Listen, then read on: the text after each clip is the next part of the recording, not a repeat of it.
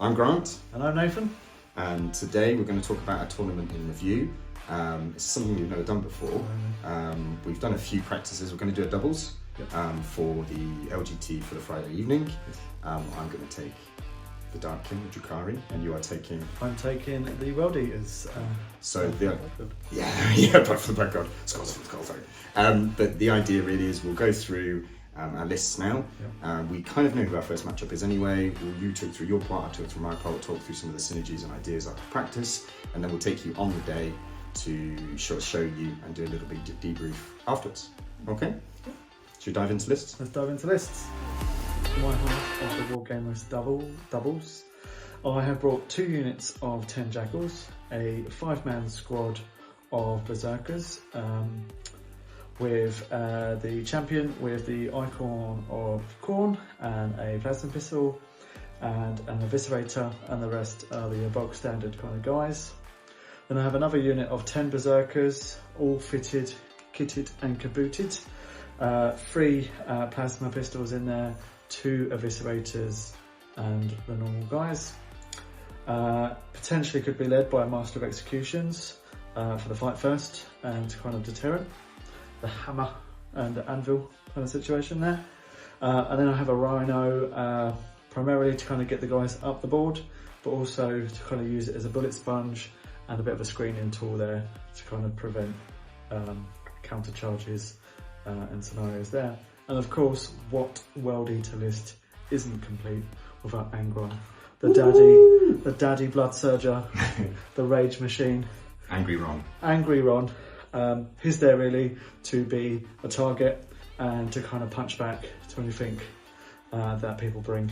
And you're very good at rolling 4 6s with the blood. Oh, 4 6s, yes. In the last 2 practice games you've done that twice. I have, yes. Yeah.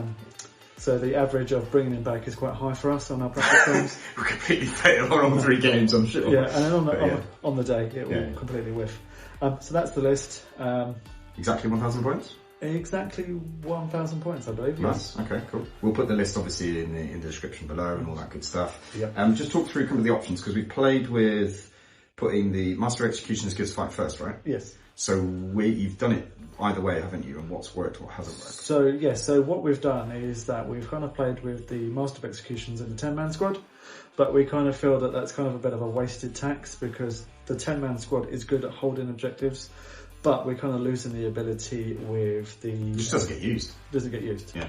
So what we've done to kind of counter that in the second game is we put them with the 5-man squad and used him as a deterrent for an objective control. Put him an objective higher up the board, so that if people are going to come and charge in, we do it on the other side of the building, the terrain. So if they do charge through, they're going to have to suffer the wrath. They either have to come round as an L shape and to get shot, which means they're exposed, or if they charge through, you get to fight first and murder, whatever it is. But with the 10-man, it was just a bit sort of like overkill for that corner hold. And don't underestimate the rhino. Don't underestimate the rhino. So that's a good combination with the rhino, because the rhino extends that kind of walk around charge tax that the opponent has to do, because the World Eaters rhinos are very durable. Every command phase we get to recover a wound. And you get all your +2 movement, plus to all of the blessing, of course. It's great. Get to add to that as well. So to the Drukhari, I normally take a lot of murdery stuff, but really with the sledgehammer of the World Eaters, the thing with this is merely just to be the little sidekick. You can go around and do objectives and also have a few little bits of spice in there. Running Sky Splinter Assault because it's amazing. Only got 3 venoms in this though, so we'll have to be very sparing with them. The Warlord is an Archon, standard Archon, blade, glass pistol. The sidekick Archon is the one with the enhancement, which is Spiteful Raider, which means if I kill a unit on an objective, get an extra pain token. Gotta get it, needs it for the rerolls. And then so 1 Cavalry unit, which has got all the toys, Dark Lance, Shredder, Cannon and Blaster, and that will be split into 5 and 5 with 1 Venom. Then the other units will be 2 units of Incubi, 5 this is, and each one of those will go with a Archon in the other 2 Venoms. And then objectives, 2 units of 5 Mandrakes for the uppy downy, goodness. And then of course, what Drukhari list would not be complete without 2 units of Scourge and 8 Dark Lances just jumping around and being kind of terrible. So they could deal with monsters or deal with tanks, hopefully as well, to weaken them just before a blood surge from Nathan's side. So look, I mean the Drukhari are great. I think tying in with this, we get the maneuverability and some of the objective scoring that perhaps the World Eaters don't have. But then, you know, throwing 5 Incubi with an Archon, with all the rerolls, with Lance at something is still pretty, you know, it can take down an Arge Go, or it can seriously wound something that's already been Dark Lance. So there's still a little bit of spice in there. So yeah, I don't know, from kind of practice, what do you think has worked with the Drukhari? I think it's the uppy downy with the mandrakes, as well as the dark lances and scourges, kind of shooting and kind of removing. Just being non-interactive as possible with your enemy. Because obviously in Venoms, I was taking, the previous doubles tournament I did was 2 units of 10 Incubi, both an Archon, but they come in Raiders. And now with the Venom, you can actually get them back in for free if it's close enough. With a Raider, you need to spend a CP, and you've got some really good stuff that you're going to use your CP for, so we don't want to overextend. So, hey, look, I think it's about 1,000 points on the nose. We'll obviously put the list in the description. It does sync very well. I mean, it's going to be fun. It's going to be wild. We're just going to throw Angron at them and then roll 4 6s and throw them again. So, but yeah, cool. All right. Just all setting up, just to give you an idea of the scale of the operation here. These are all the doubles tables, which obviously are 2 minutes late, but then the rest of this hall is all for the singles for tomorrow. Just shy of 1,000 people for the singles tomorrow. But yeah, our first game is against Blood Angels and Space Marines. Quite interesting list. I'll share a picture of the setup in a minute, and we'll debrief afterwards. So first match completed. It was unfortunately a loss, 69-89 to the Blood Angels and Space Marines combination. Played really well. It was kind of close and close, 43 for quite a bit as well. Unfortunately, Angron missed a very short charge and then got absolutely pounded. But did a lot of cleaning up with Incubi, a lot of cleaning up with Scourges. The 3-inch deep strike with the Interceptors is hell. And they just came down and destroyed loads of stuff, and then died in return. So trade. But yeah, close game, fun game. 2 great guys. I hope they do well. And on to the next one. So second matchup. We've got Admech, nice little combination, and then 3 Chaos Demons. Look at them. Just the end of round 2. Quite a fun game. Chaos Demons with basically 3 bloodletters. And loads of Admech with loads of Jakhals and awful vehicles. We yeeted Angron at them straight away, did a lot of killing, and then obviously Angron came back, which was very, very helpful. But still quite a tough game in terms of the Admech guy played it really well, in terms of kind of still tank shocking and trying to battle shock us to get us off objectives, so it was really nice. Ended up a win for us, Blood for Blood God. 98-72. We'll see who we've got in the final round. End of round 3. A really interesting matchup. It was Drukhari and Admech. Admech bringing their Robotica cohort with all the robots, and the guy had 2 units of 4 robots, which obviously really tanky. And then the Drukhari player had, I think, just loads of Talos with Wrathkar, which was a really interesting one. Not seen him on the board before.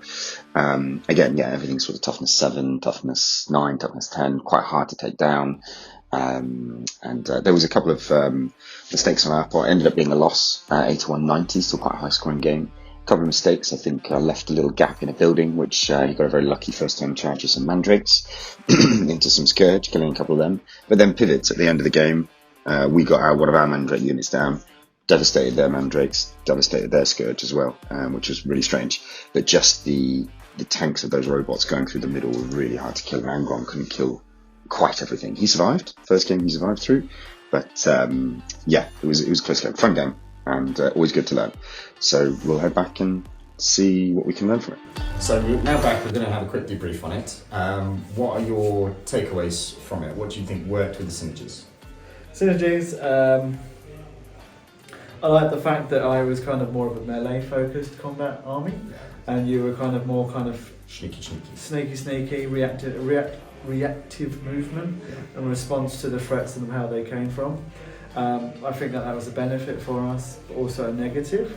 How so? Because I suppose of the way that we were communicating that and how we were going to deploy our armies and out there, because we would kind of have a very steadfast, we've got this pocket, let's utilise that pocket and then go from there. So do you think maybe it was the deployment and we could have done things a bit differently? We could have, but then I suppose my understanding and experience of my army really developed throughout the 3 games. And the support from you. The singles afterwards. And the singles afterwards. Angron, you know. That was amazing. Amazing, fantastic. Did a lot of stuff. Did a lot of Came stuff. back, killed some more stuff. Killed some more stuff. Done a bit of this, done a bit of that. Now, would you, I suppose the important question is your list, would you have taken Angron again? It's a tricky one. Great fun. It's fun. It's a big threat.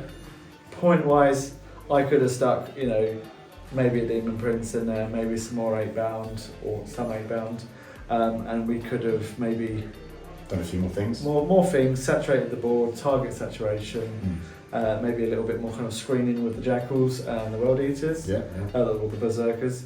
But overall, it was a very good learning experience. I'm looking forward to next year. Maybe take do doubles again. Doubles again. Yeah, I think from my side, I think the list was okay, but it's for reflecting on this. Again, having that many incubi is great. We basically just brought what we normally bring for our 2K lists in miniature form. You brought Angron and loads of hitty stuff. I brought loads of sort of jumpy shoot stuff and the incubi, which was great. But realistically, what we should have done is scrapped all of that and skewed one way. I should have gone entirely secondaries and shooting. And you should have gone entirely tanks down the middle, basically. So I should have just taken 3 units of Scourge, 3 units of Mandrakes, and then some Kronos to back it up. Maybe a Cabalites for sticky. And then you should have just taken like shitloads of 8-bound. Just gonna completely mince the board there. Excuse the French. But the French. But like you say, play the objective, and I don't think we kind of went there with an agenda. We were just like, let's do this. But what we normally play. Reduce it. It's going to be fun. What's going on? But I think next time we'll sit down and actually have a list that synergises, a bit of screening, a bit of hit and run, reactive movement, and a bit more hammer and anvil. That lasts a lot longer. Because the ones that did really well had these kind of big hammer units that walked through the middle. You know, big blocks of Terminator that walked through the middle. Those robots from Robotica cohort from Admech walked through the middle. Dante walked through the middle at one point. I mean, you can do that with Angron, but he just got murdered. As soon as you put him out there. It's probably target number 1, isn't it? And that kind of works both ways. We can, you know, tie up the big expensive units from their army, but it's a big expensive unit from our army.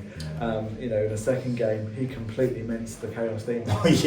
Completely took them out. And even in my kind of like singles game, there are a couple of games where he took a lot out. But then in other games, and you know, some of our games, he was just priority number 1. Everything just went into him, and he couldn't do what he was brought to do. I think you told me about him. He's really useful on a flank. And he sort of rolled it, he took him to one flank and just rolled up the board. Basically, rather than through the middle. So that was one of my, I think that's my 4th game.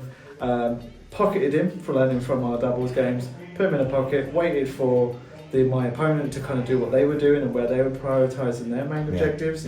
And I took him one end of the board and just kind of deleted everything and kind of came back on myself, especially with pockets of 8-bound, re-rolling wounds, re-rolling hits. But then again, like you were saying just now, that it was a condensed version of the list I already had established, and it didn't work for what we wanted to do as a doubles team. We didn't synergise as well, I think. But that's the thing. But hey, look, I hope you enjoyed watching it. We'll obviously get this video up and put all the lists on below. But hey, any comments? What do you think works well in a highly skewed Drukhari list or in a World Eaters list? How have you done doubles of that? Have you come against the doubles of that? Let us know. But until next time. Until next time, like and subscribe.